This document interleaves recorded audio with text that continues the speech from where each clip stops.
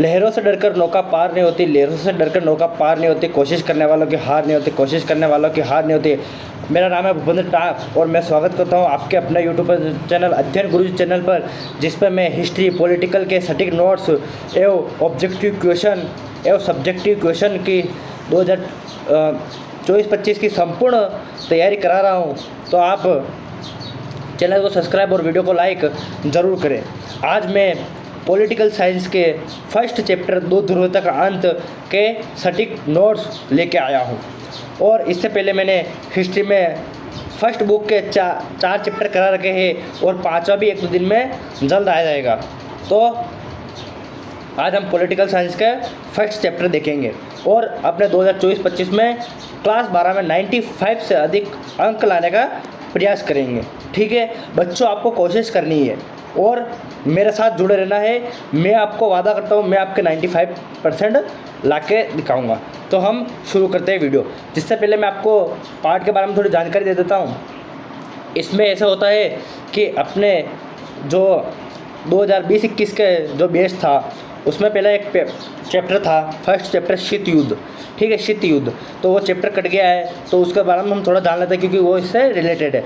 शीत युद्ध का मतलब होता है कि दो गुटों के बीच हथियारों को होड़ होना, लड़ाई होना, युद्ध जैसी स्थिति बनना, लेकिन युद्ध ना होना। ठीक है, युद्ध जैसी स्थिति बनना, तानाशाह रहना, लड़ाई झगड़ा होना, लेकिन युद्ध नहीं होता था। असल में युद्ध नहीं होता था, सिर्फ लड़ाई झगड़ा ही रहता था, मतलब आपस में मुठभेड़ रहता था। उसे शीत युद्ध कहा जाता था, उसे शीत युद्ध कहा जाता था। ओके, और द्वितीय विश्व युद्ध के बाद पूरी दुनिया, द्वितीय विश्व 1939 से 1945 के बीच चला था। उसमें पूरी दुनिया, एक तो यूएसएस और एक यूएसएसआर, सोवियत गणराज्य एवं अमेरिका के गुट में बढ़ गया था।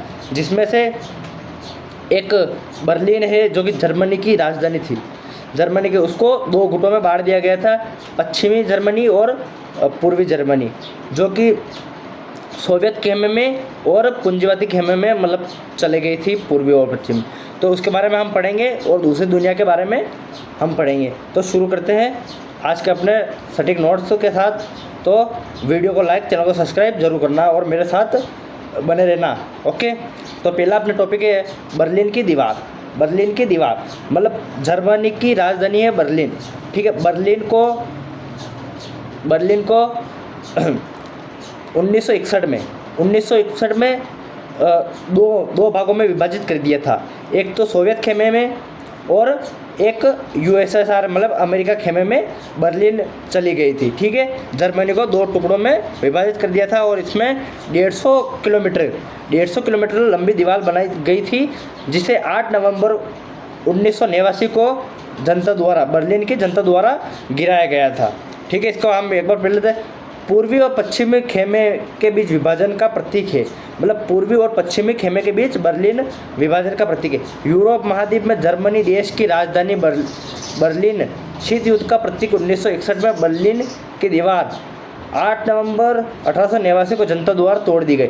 1961 में यह बनाई गई और 8 नवंबर 1989 को जनता द्वारा तोड़ दी गई और जर्मनी का एकीकरण हुआ। यह 28 वर्ष तक खड़ी रही और 150 किलोमीटर लंबी दीवार थी। ठीक है, अगला क्वेश्चन है अपना सोवियत संघ यूएसएसआर 1917 में रूस बोल्शेविक क्रांति के बाद 15 गणराज्य मिलकर यूएसएसआर अस्तित्व में आया। ठीक है, सोवियत संघ 15 गणराज्य मिलकर अस्तित्व में आया था। ये अमेरिका के सामने खड़ा हुआ। ठीक है, अमेरिका के सामने खड़ा हुआ सोवियत संघ। ठीक है, ये सोवियत संघ में कुल मिलाकर 15 गणराज्य थे, अर्थात अलग अलग देशों से मिलाकर सोवियत संघ का निर्माण किया गया। अलग अलग 15 देशों से सोवियत संघ का निर्माण किया गया। ठीक है, जिसमें मुख्य रूस, बेलारूस और ये थे। अभी मैं 15 का नाम आगे देखूंगा, बताऊंगा आपको। सोवियत संघ का निर्माण गरीबी हितों का ध्यान रखते हुए हुआ और इसमें समाजवाद और साम्यवाद विचारधारा के अनुसार बनाया गया था। समाजवादी विचारधारा और साम्यवादी विचारधारा ये एक ही वर्ड है, लेकिन इनको अलग अलग लिखा गया। तो इस विचारधारा पे बनाया गया था और अमेरिका पूंजीवादी विचारधारा पे था। तो पूंजीवादी विचारधारा के सामने समाजवादी विचारधारा को बनाया गया था। ठीक है, इसमें अलग अलग 15 देश थे। पहला रूस, Ukraine, Georgia, Belarus, Uzbekistan, Armenia, ठीक है, आर्मेनिया 6, ठीक है। 7वां अरबेजान, काजिस्तान, किर्गिस्तान, मोल्डोवा, तुर्कमेनिस्तान, ताजिकिस्तान, ठीक है। अगला लताविया, लिथुआनिया और एस्टोनिया। इनको बाल्टिक गणराज्य भी कहा जाता है। अगर आपको पूछेंगे, ऐसा प्रश्न आ जाएगा बाल्टिक गणराज्य किन्हें कहा जाता है, तो लताविया, लिथुआनिया और एस्टोनिया को बाल्टिक गणराज्य कहा जाता है, बाल्टिक गणराज्य कहा जाता है। सोवियत प्रणाली की विशेषता। सोवियत प्रणाली की बहुत ही अच्छी। सोवियत प्रणाली एक देश की मतलब दुनिया की सबसे दूसरी बड़ी अर्थव्यवस्था थी। वहाँ पे पिन से लेकर एक बड़ी से बड़ी कार, मतलब आप समझ, छोटी से छोटी चीज़ लेकर बड़ी से बड़ी चीज़ खुद ही वो निर्माण करते थे, खुद ही बनाए जाते थे सोवियत संघ वाले। ओके। और सोवियत प्रणाली पूंजीवादी व्यवस्था के विरोध में खड़ी हुई, मतलब अमेरिका के विरोध में, साम्यवादी के विरोध में, पूंजीवादी व्यवस्था के विरोध में साम्यवादी मतलब सोवियत संघ बनाया गया। सोवियत प्रणाली में नियोजित अर्थव्यवस्था थी और वहाँ पे एक कम्युनिस्ट पार्टी का दबदबा था। मतलब अपने जैसे पहले अपने 70 सालों तक अपने कांग्रेस का दबदबा था और अभी शायद बीजेपी का है, तो उसी तरह वहाँ पे कम्युनिस्ट पार्टी का दबदबा था। मतलब वहाँ पर कोई लोकतंत्र नहीं था। अपने यहाँ पे लोकतंत्र है, लेकिन वहाँ पर कोई लोकतंत्र नहीं था और 70 सालों तक कम्युनिस्ट पार्टी ने वहाँ पे राज किया था। उसके बाद में सोवियत संघ टूट गया था, ठीक है। ये भी हम आगे पढ़ाएंगे, मैं पढ़ाऊँ, ठीक है।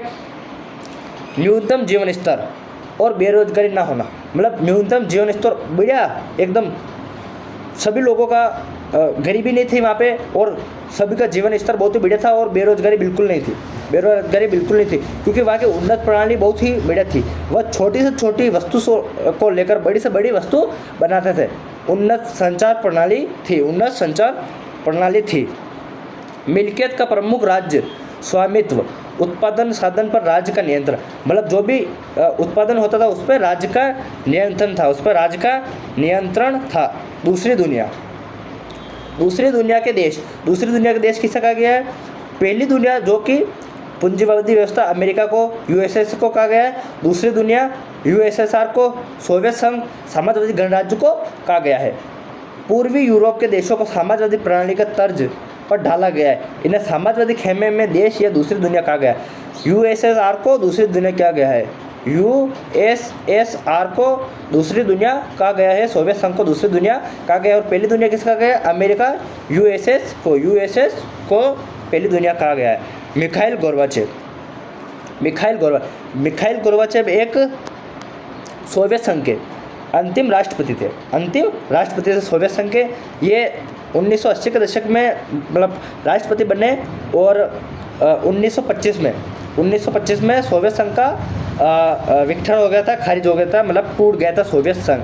इन्होंने लोकतंत्र स्थापित करने की वहाँ पर व्यवस्था की थी और इन्होंने पेरोस्ताइका खुलापन और ग्लासनोद के नाम से आर्थिक सुधार लागू किए, लेकिन कुछ अंदरूनी वहाँ पे कमजोरी होने से सोवियत संघ टूट गया और मिखाइल गोर्बाचेव की समाप्ति हो गई, ठीक है। 25 नवंबर 1995 को सोवियत संघ का विघटन हो गया था। मिखाइल गोर्बाचेव के बारे में एक बार पढ़ लेते हैं। 1980 के दशक में मिखाइल गोर्बाचेव ने राजनीतिक सुधारों में लोकतंत्रीकरण अपनाया और पेरोस्ताइकाई और ग्लासनोद दो इन्होंने आर्थिक सुधार लागू किए। सोवियत संघ की समाप्ति की घोषणा, ये अपना अंतिम टॉपिक रहेगा। उसके बाद में मैं आपको अगले पार्ट में पढ़ाऊँगा, सेकंड पार्ट में, ओके। तो 1991 में बोरिस येल्त्सिन के नेतृत्व में पूर्वी यूरोप के देशों तथा रूस, यूक्रेन, बेलारूस, सोवियत संघ की समाप्ति की घोषणा CIS स्वतंत्र राज्यों का राष्ट्र कुल बना और 15 देशों का उदय हुआ। मतलब 1991 में, सॉरी वहाँ पे मैंने मिस्टेक हो, 1995 बोल दिया मैंने, इसके लिए मैं सॉरी बोल। 1991 में सोवियत संघ का पतन हो गया और नए 15 देशों का उदय हुआ, ठीक है। सोवियत संघ का पतन होने के बाद नए 15 देश का उदय हुआ।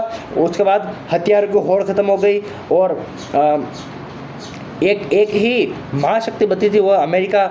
और उसके बाद कोई शीत युद्ध का जैसे कोई दौर नहीं रहा और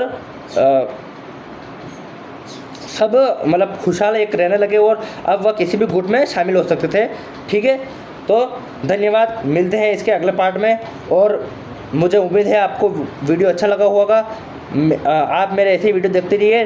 95% से अधिक लाने की मैं आपको कोशिश करेंगे।